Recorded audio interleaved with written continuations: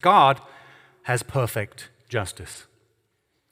God can perfectly bring exactly the right appropriate retribution for something that's happened that's wrong, but he also can bring the perfect restoration for something that has been, or a person who has been wronged. God is so powerful and so wise that he can actually look at a whole group of people and he can judge if every person in that group is complicit in the wrongdoing and judge them all equally accordingly to the wrongdoing that they've perpetrated. God can do that.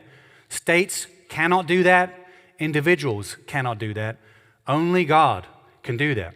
Interestingly, in Genesis 18, there's this conversation between God and Abraham, and God kind of is getting angry with Sodom and he's wanting to destroy them for their sin. And Abraham's arguing like, well, what if there's 50 righteous people? And then it gets all the way down to 10 righteous people. And God relents. He says, if there's 10 righteous people, I won't judge them. And theologians will say, actually, if it kept going, it would have gotten down to 1. It would have gone down to 1. And presumably, it would have been unjust, it would have been an act of injustice if God had destroyed Sodom and actually just given even one person who was righteous the consequence of everybody else. It would have been an act of injustice, and God said he wouldn't do it.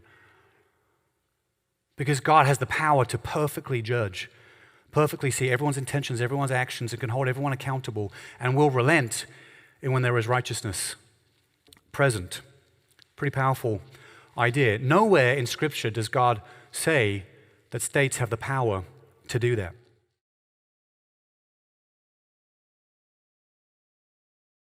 You know what feels really good? Hitting that beautiful like button. It's just sitting right there, all alone with nothing to do. Help it live to its fullest potential. You know what else feels really good? Embracing that subscribe button. It's like a puppy begging for attention.